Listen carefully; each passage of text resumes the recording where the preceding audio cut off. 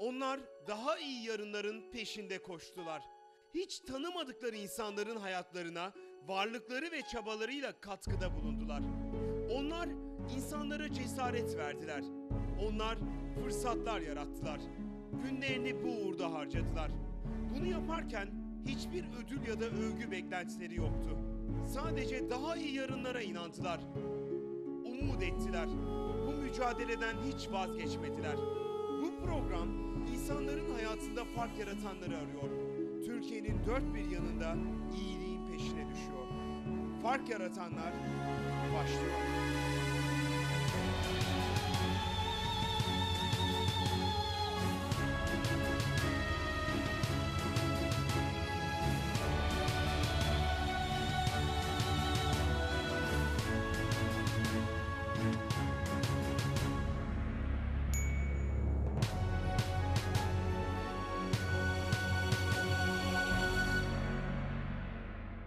Sevgili seyirciler, yeni bir Fark Yaratanlar programına hoş geldiniz. Türkiye'nin dört bir tarafında iyiliğin peşine düştük. İyi insanları arıyoruz.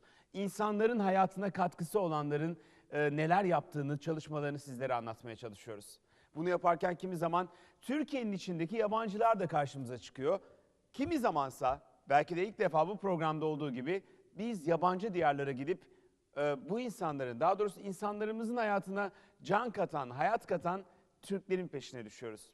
Bugün Fark Yaratanlar'da ilk kez sizi yurt dışına götüreceğiz. Almanya'ya, Berlin'e, Türk toplumunun içine götüreceğiz. Ve bir hanımefendiyi tanıtacağız size. Gülcan Niş yıllardır Berlin'de yaşıyor. Berlin'in içinde yaşayıp Berlin'e yabancı olan Türklerin arasında. Ve onları hiç tanımadıkları, bilmedikleri diyarda bambaşka bir konuda bilinçlendirmeye çalışıyor. Özellikle çevre konusunda Türk toplumuna yaptığı katkı gerçekten inanılmaz. Hatta işi bir Türk Çevre Günü yapmaya kadar getirmiş Gülcan Hanım. Bugün sizi Berlin'e götüreceğiz. Fark yaratanların sınırını aşacağız. Yalnızca Türkiye'de değil, dünyada da fark yaratmış insanımızı sizlere tanıtacağız. İsterseniz koltuklarınızda oturun ve sıkı tutunun. Gülcan Niş'in hikayesi hepinizi sarsacak kadar iyi. Ist Berlin, Berlin, die ewig junge Stadt, das ist Berlin, Berlin. Bu şehir sakinliğin, dinginliğin başkenti. Bu şehir geniş sokakların, büyük parkların, özgürlüğün ve disiplinli bir kuralcılığın başkenti. Bu şehir hem doğunun hem batının hem de Almanya'nın başkenti. Bu şehrin adı Berlin. Niemals mehr entfliehen, du mein Berlin, Berlin, Berlin. Bir yanı durmuş saat gibi geçmişi, diğer yanı dijital bir saat gibi geleceği gösteriyor Berlin'in. Doğu Almanya'nın ihtişamlı ve güçlü Berlin'i, Batı Almanya'nın yenilikçi yanıyla birleşince iki ayrı dünyayı iç içe yaşayan tek bir şehir olmuş Berlin. İnsanları, kültürleri, tarihi, ideolojileri birbirinden ayıran Berlin Duvarı'nın doğusu, barok mimarisiyle süslü tarihi binalarıyla sizi yüzyıllar öncesine götürürken, duvarın batı yakası modern mimarinin en güzel örnekleriyle yeni dünyadan da örnekler sunuyor. Jeder Traum zeigt mir dein Gesicht. Berlin bir arada yaşamanın şehri şu yıllarda. Yıllar önce iki ayrı görüşten insanlar bu şehirde beraber yaşayamıyorken, bugün farklı dinlerden, milletlerden, kültürlerden yüz binlerce insan aynı sokaklarda yürüyor, aynı fabrikalarda mesai arkadaşlığı yapıyor. Ve Berlin mozaiğinin en büyük parçasını kuşkusuz Türkler oluşturuyor. Almanya dedikleri gitti söndür dilleri. Almanya dedikleri. 1961 yılında Almanya ile Türkiye arasında işçi anlaşmasının imzalanmasıyla Almanya yeni bir umut kapısı olarak birçok kişinin aklına düşmüştü. Almanya kiminin yuvasını yıktı, kiminin yuvası oldu yıllar içinde. Gidenler Almanya'ya, dönenler Türkiye'ye alışmaya çalıştı. Ama herkesin aklı bir parça bıraktığı yerde kaldı. Türkiye'ye gelenler Almancı, Almanya'da kalanlar yabancı oldu. Bugün İstanbul'un Berlin sokaklarında gezdiğinizde Türklerin yoğun olarak yaşadıkları mahallelerde Türkiye'den fazlasıyla izler buluyorsunuz. Her ne kadar Berlin'in tam ortasında olsalar bile onlar küçük Bayburtlarında, Elazığlarında, Çorumlarında, İstanbullarında yani küçük Türkiye'lerinde yaşıyorlar. Çanak antenlerle donanmış yüksek bloklar, balkonlarda asılmış çamaşırlar, Türkçe tabelalarla Berlin'de yaşayan Türkler her alanda kendilerini belli ediyorlar. Aslında bu farkındalık ve farklılık ilk bakışta olumlu gibi gözükse de uzun vadede uyum sorunlarına da yol açıyor. Almanya göçmenlerin uyumu konusunda birçok adım atsa da bazı konularda sıkıntı halen devam ediyor. Gelecek yıl Misafir İşçi Anlaşması'nın 50. yıl dönümü Almanya ile Türkiye arası. Ve bu geçtiğimiz 50 yıl değerlendirildiğinde Türklerin hala Almanya'da gerektiği yerlerde bulunmadığı söylenebilir. Her alan için geçerli bu. Uyumsuzluk maalesef büyük bir sorun. Fakat Alman toplumu uyum sorununu hala sadece göçmenlerin bir sorunu gibi görmekte. Oysa uyum sorunu toplumsal bir sorun. Uyumun başarılı olabilmesi için tabii ki hem göçmenlerin sorumluluklar üstlenmesi gerekiyor. Hem de çoğulcu toplumun yani Almanların birçok yapması gereken şeyler olduğu gerçek. Özellikle eğitim alanında, özellikle iş alanında bunlar ikisi de birbirine bağlantılı zaten. Günümüzde Türklerin en büyük sorunu yetersiz eğitim ve işsizlik yani istihdam. Bunlar da işte aynı anda çözülmesi için aslında büyük teşvikleri gerektiriyor. Eğitim sisteminin değişmesi gerekiyor. Çünkü iyi eğitim almış bir birey o topluma daha rahat uyum sağlayabilir ve aynı zamanda hem kendisi için hem toplum için faydalı bir birey olur. Tabii bu iki sorun insanların hayatını çok feci şekilde etkilemekte. Örneğin Berlin'de Türklerin arasındaki işsizlik oranı %45'lere dayanmış durumda. Gençlerin arasındaki işsizlik oranı ise %50 civarında. Yani bunlar çok iç açıcı rakamlar değil. Durum böyleyken tabii ki başka konulara insanlar maalesef gerekli ilgiyi, gerekli duyarlılığı gösteremiyorlar. Örneğin çevre konusunda. Çevre konusu Türkiye'nin olduğu gibi Almanya'da yaşayan Türklerin de öncelik sıralamalarında sonlarda bir yerde ancak yer bulabiliyor kendine. Almanya'da yaşayan Türklerin bu konuda ihmal edildiğini düşünen Gülcan Niş ise çalışmalarıyla bu konuda fark yaratıyor.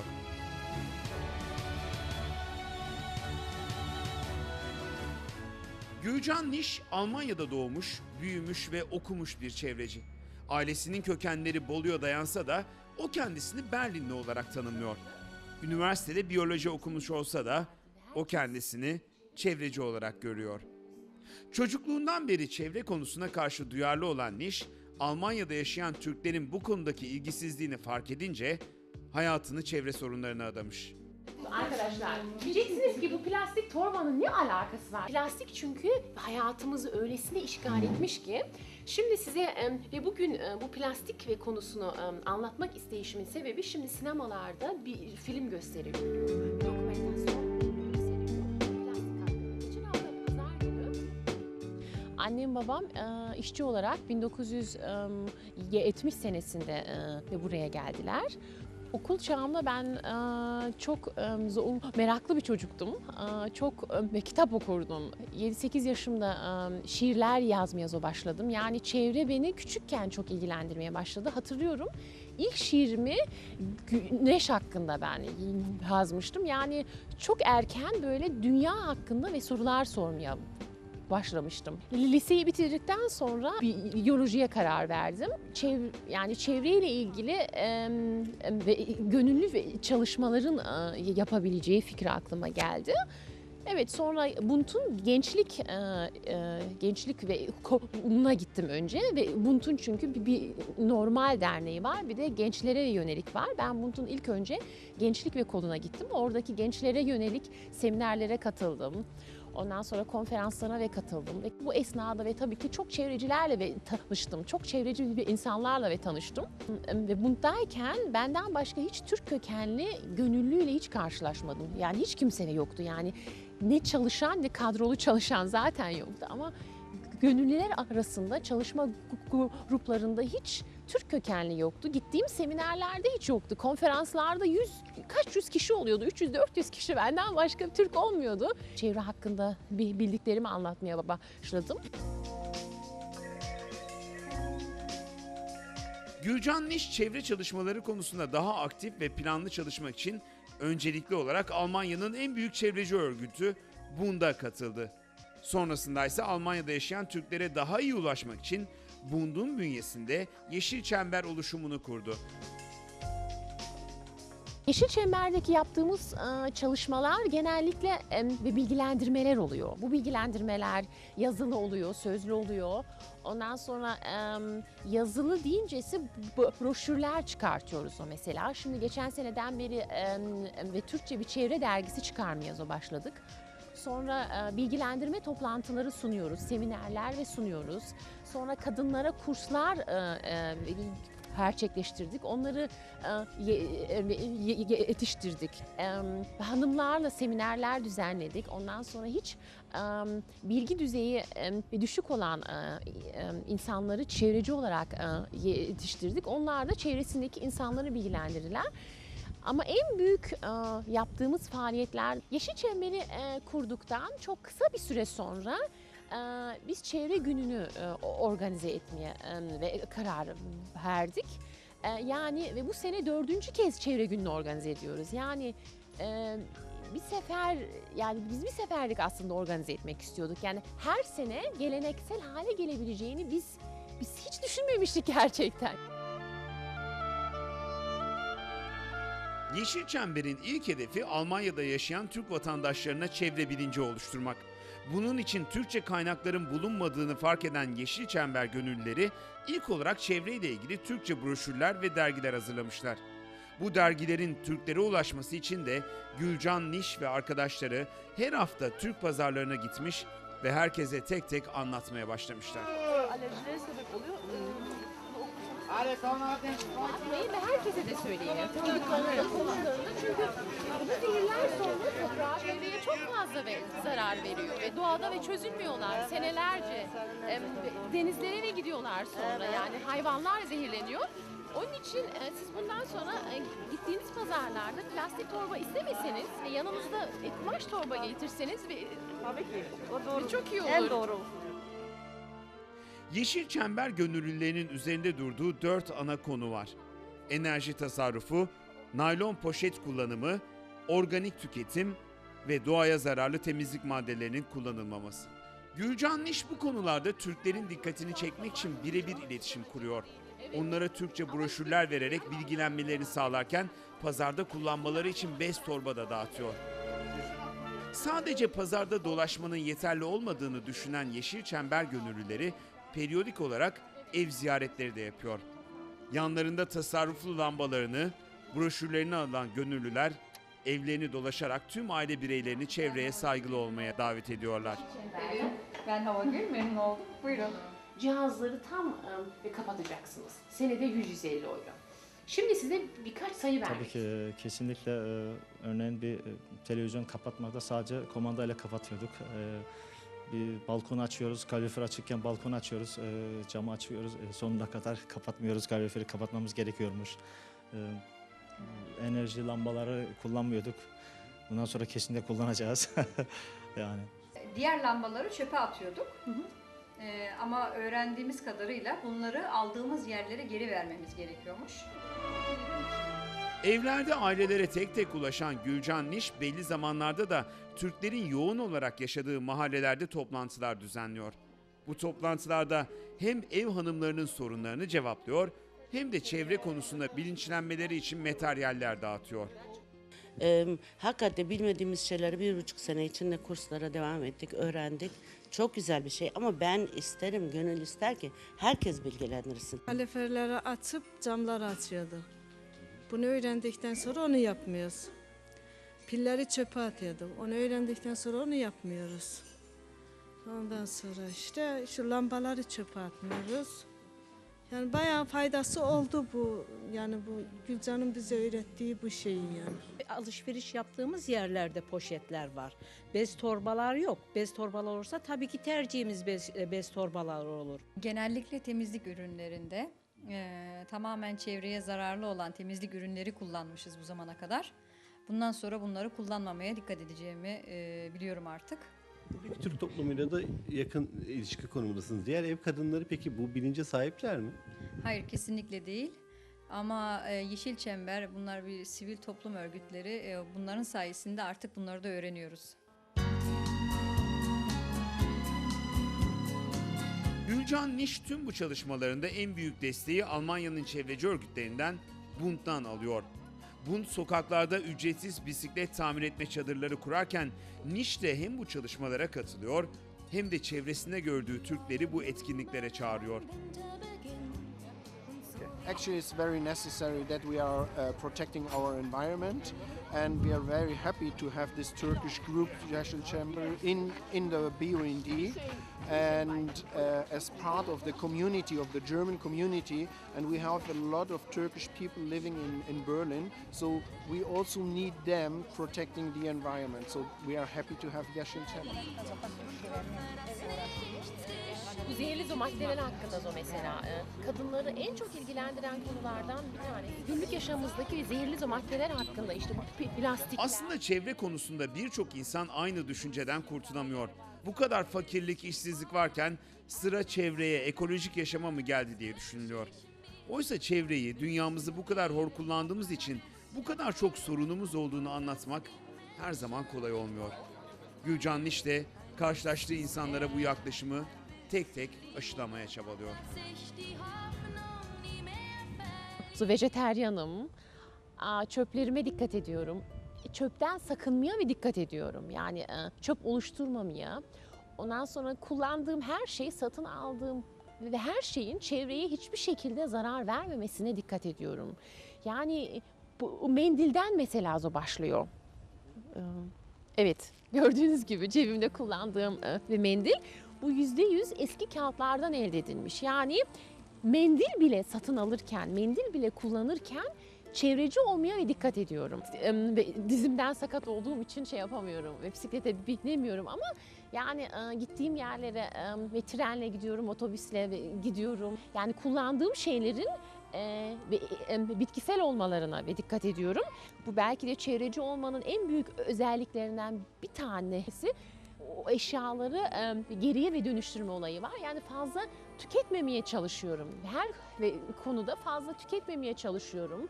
Ondan sonra kaynaklarımızı tasarruflu, verimli kullanmaya çalışıyorum. Boş zamanlarının çoğunu böyle şeyler için kullandığını görünce diyorlar neden mi yapıyorsun? Ne veriyor sana? Yani ne faydasız o var senin için? İnsanları bilgilendirdiğin zaman sana ne faydasız o var?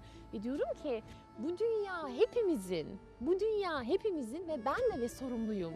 Bu dünyadan ben de sorumluyum ve bu sorumluluğu yüreğimin ta derinlerinde hissediyorum ve bunu. Ve diyorum ki dünyanın durumu o kadar kötü ki gerçekten çevreyi kirlettik, dünyayı kirlettik ve batırdık, mahvettik. Dünyanın dengesini artık denge olmaktan çıktı resmen. Benim yapabileceğim ve harekete geçirebileceğim çok şey var. Yani o potansiyeli kendimde gördükten sonra tabii ki motivasyon da yükseliyor. Tabii ki verdiklerimin karşılığını da alıyorum. Somut olarak neler değişti? O mesela derneklerde ve tasarruf lambaları kullanıyorlar. Ondan sonra da kadınlar mesela temizlik ilaçlarını ve değiştirmeye başladılar. Zehirli temizlik ilaçları ve kullanmıyorlar artık. Sonra çöp ayırmaya başladılar. Yani bir de çevreye o duyarlılıkları arttı, sorumlulukları çoğaldı ve bildiklerini başkalarına anlatıyorlar. Ve ben en büyük başarı olarak şeyi söyleyebilirim. Gittiğim her toplantıda ve söylüyorum ve bunu ve diyorum ki ben geldim, sizi bilgilendirdim. Siz işte 20 kişisiniz bir şey olarak, o misal olarak ama diyorum her kişi sizden 5, 10, 20 kişiyi daha bilgilendirdiği zaman topun böyle yuvarlanması ve gerek. Yani o sorumluluğu insanlara veriyorum ve tekrar gittiğim zaman söylüyorlar ve diyorlar siz toplantı yaptıktan sonra ben işte artık ve televizyonu kullanmadığım zaman tam kapatıyorum, dikkat ediyorum. Yani kullandığım yani kaynaklarımızı daha verimli ve tasarruflu kullanıyoruz ve diyorlar. Yani o değişiklikleri kendileri söylüyorlar ama en büyük şey olarak çok güncel olarak Berlin'de her sene 23 Nisan Çocuk Şenliği organize ediliyor. Ve bu seneki şenlikte bu 23 Nisan şenliğini organize eden kişiler bizim çevre standartları koymamızı söylediler. Gülcan Niş çevresinde söylenenleri aldırmadı. Kendisini çevreye adadı. Küresel ısınmadan dünyanın dengesinin bozulmasına kendisini herkesten daha fazla sorumlu hissetti. Almanya'da yaşayan Türk vatandaşları için ben ne yapabilirim ki demedi. Sokağa çıktı, ev dolaştı. Kurduğu Yeşil Çember oluşumuyla hem Almanya'da yaşayan Türklerin hayatında hem de hepimizin yaşadığı dünyada koskocaman bir fark yarattı.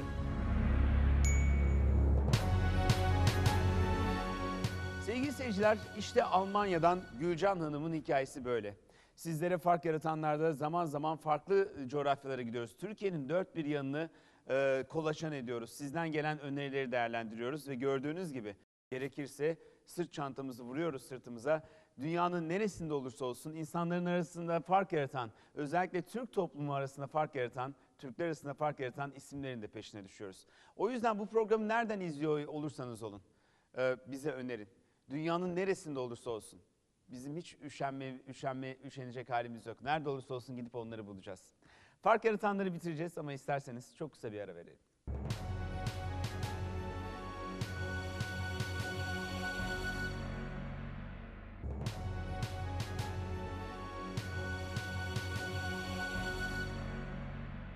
Ve bir Fark Yaratanlar programının daha sonuna geldik. Bugün karşınıza bambaşka bir hikayeyle çıkmıştık. Yine bu hikayeleri anlatmaya devam edeceğiz.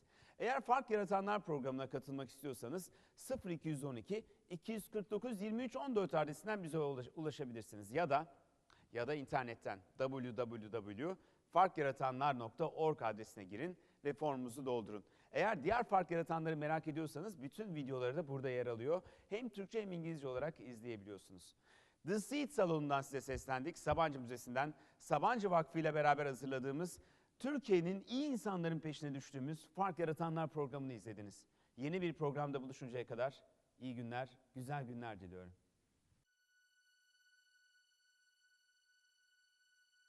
Onlar daha iyi yarınların peşinde koştular.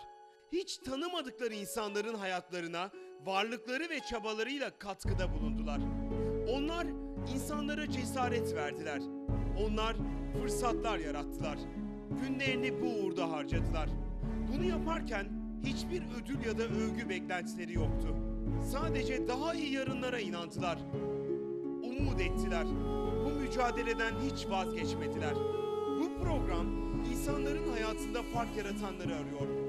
Türkiye'nin dört bir yanında iyiliği